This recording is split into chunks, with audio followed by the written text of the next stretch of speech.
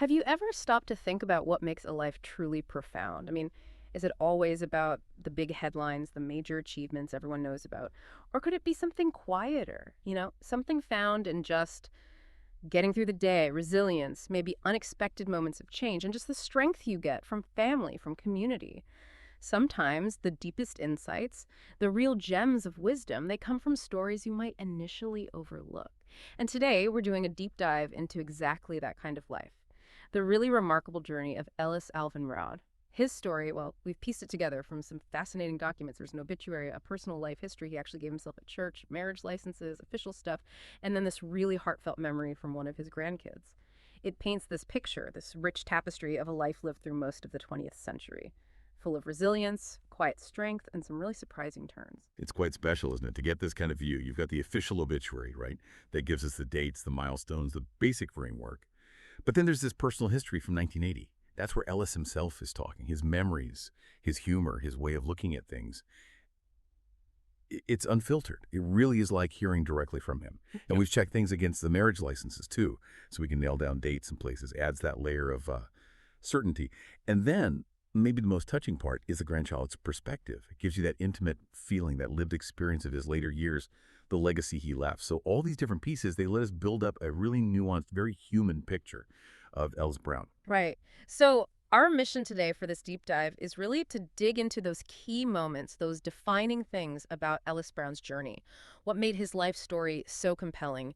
We're going to follow his path, starting from really, really humble beginnings, through a life shaped by just relentless hard work, then this unexpected spiritual moment during wartime, all the way to his later years, grounded in family, faith, and that quiet kind of determination. What really stands out about his unique path? Let's unpack it. Okay, so let's start right at the beginning. Ellis Brown's roots, those early years, very humble beginnings, you said. Tell us about that. Yeah, truly humble. Mm. Ellis Alvin Brown was born August 2nd, 1919 in Roy, Utah. His parents were Junius Holmes and Lily Eunora Kendall Brown. And their first home, well, Ellis described it himself, with this kind of dry humor, but also stark reality, a two-room house, tar paper roofed. He gives these details that just put you there. Sagging floors, mice, definitely part of the household, wind whistling through, dogs fighting underneath the house even. And maybe the most telling detail, when it rained, his mother had kettles all over the floor to catch the drips. Sparrows could apparently just fly in. It sounds less like a solid house and more like, well, a very basic shelter they were constantly battling to maintain. Wow, that imagery, it's incredibly vivid. You can almost feel the draft and the kettles. It speaks volumes about resilience, doesn't it? And you mentioned something really striking. This shack, this original home, was literally moved all over Roy by different young couples. What does that tell us? It tells us so much about the time, you know? Ellis said that old home has been moved all over Roy, like it was a piece of furniture. It really highlights how transient life could be, especially around the Depression era.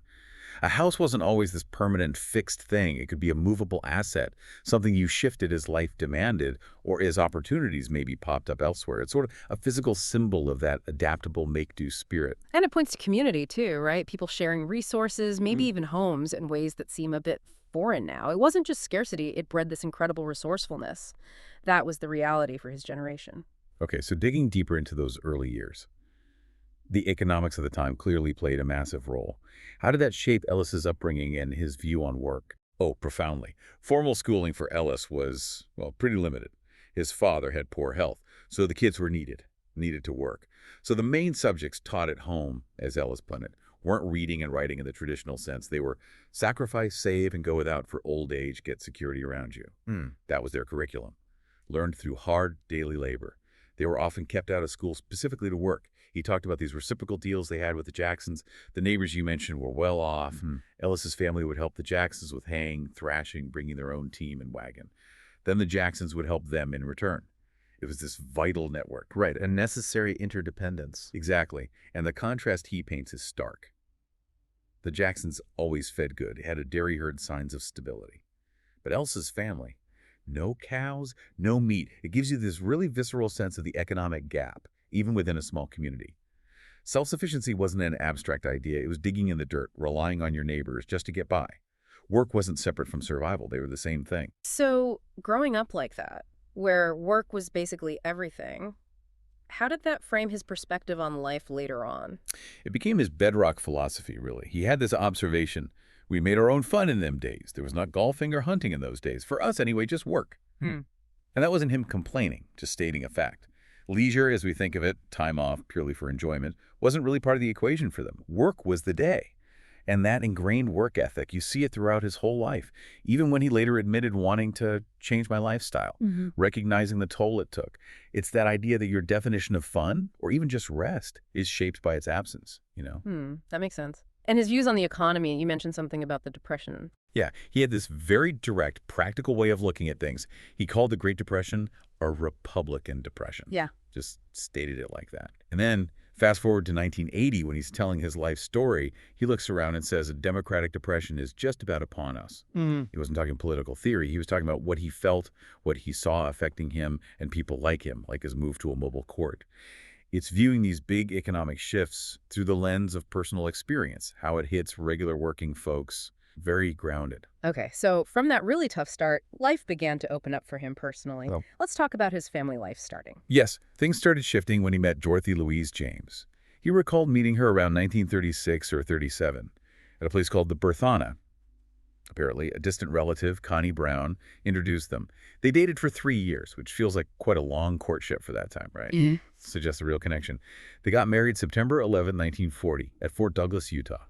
And the marriage license confirms the details. He was 21, she was 19. Young. Very young, starting out together. Yeah, stepping into adulthood as the world was, well, on the brink of massive change.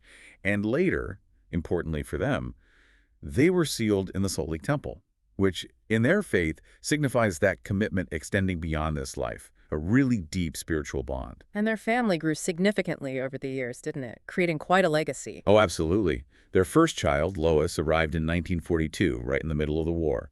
Then Val came along in 1946. They were living on 12th Street then. Dale was born in September 1950, and Betty, the youngest, January 2nd, 1956. By 1980, when Ellis gave that life history, he proudly mentioned having 8 grandkids. 8 by then. And the obituary later. The obituary from 2002, yeah, it confirms this incredible growth. 32 grandchildren and 35 great-grandchildren surviving him. Wow, 32 and 35. That's a huge family tree. It really is. A testament to the life they built. And that doesn't even count the stepchildren from his second marriage later on, who were also part of his life. Family was clearly central. Now, before he went into the military, his work life was quite varied. And you mentioned he had this really strong ambition, one that later shifted quite dramatically. He did. He was very pragmatic about work early on. Winters, he worked for the UP Railroad. Summers, back to farming. Then he switched winters at the Navy base, summers still farming. Always juggling, always working. But what really drove him then was this deep desire, this ambition to own his own farm, to be his own boss. Yeah. He explicitly said, so I wouldn't have to have anyone tell me anything. That desire for autonomy, for independence, was huge for him, probably rooted in those early years of constant labor for others. You can really see that connection. And he worked incredibly hard towards that dream, right? Unbelievably hard. Yeah. He tells the story one fall. He and Dorothy, they cut and loaded 100 tons of beets. Just the two of them. 100 tons. That's staggering. Isn't it? He said his dad told him, you will never do it. But Ellis was like, I told him we had to do it. I have to get that farm. And they did it. But that kind of relentless effort, it took a toll. Yeah. His health started to break down. And that led to this really powerful, almost liberating realization. He figured he would never live long enough to buy a farm and equipment for it. And maybe even more profoundly, he decided it just was not worth it. The cost was too high. That must have been a huge turning point, giving up a lifelong dream. Massive. Yeah. But here's what's so interesting about his character. He didn't just get bitter or give up. He actively shifted his mindset. He started, in his words, downing the farm and upping the job. He consciously began telling himself and others how wonderful his work at the Navy base and Defense Depot was. He even said, I just switched and I started believing it after a while. That adaptability, that mental resilience to redefine success when one path closes, it's incredible. He found contentment and eventually real security with the pension from his government job, something the farm might never have provided. Okay, now we get to this part of his life that took this incredibly unexpected turn, World War II.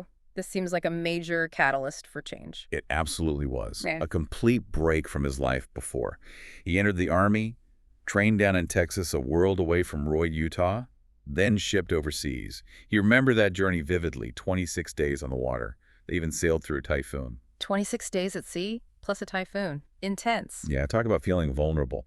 And then the things he saw, he passed Iwo Jima, described it starkly, just a pile of ash, a real image of war's destruction.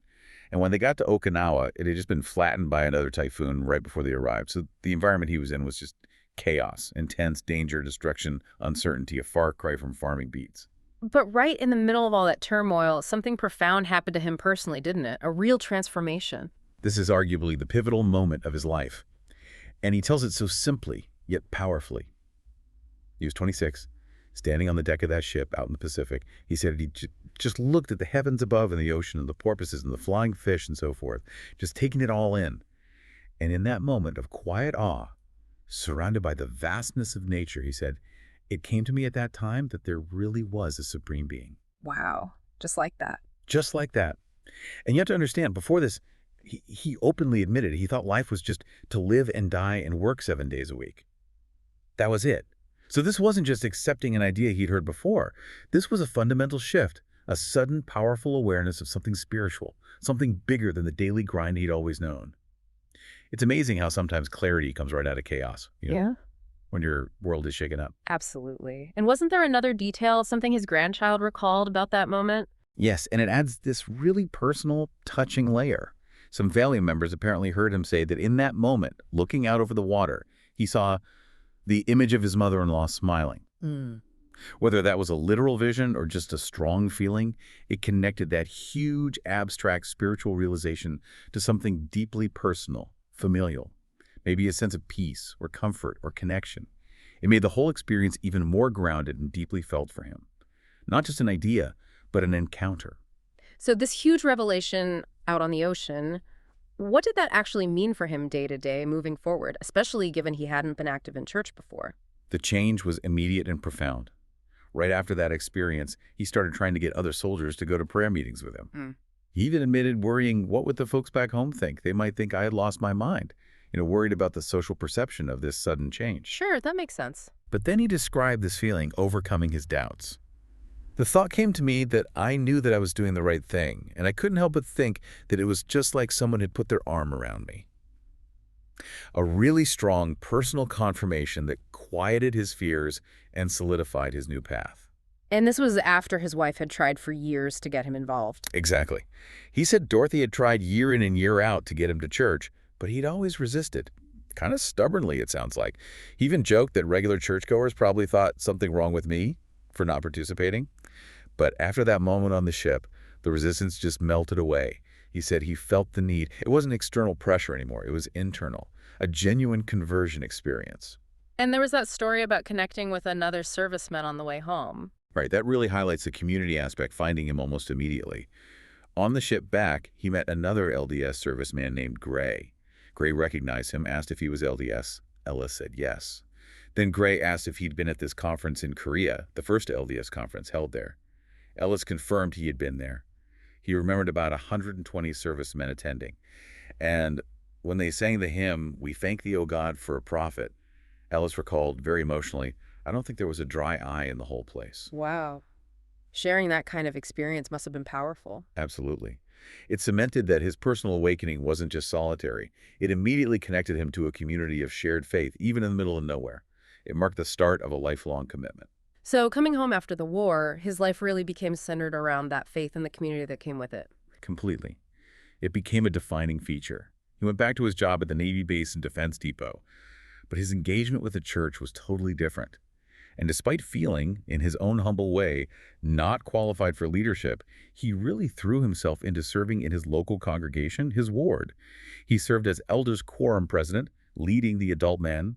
He was one of the 7 presidents of 70, a role focused on missionary work. And he served a stake mission himself, locally sharing his faith. Even though he was initially reluctant about the mission part. Yeah, he was very honest about that. He said, he didn't want to be a 70, for I did not want to go on a mission. That reluctance makes his later effectiveness even more striking. Over his 2-year stake mission, he helped bring 9 people into the church.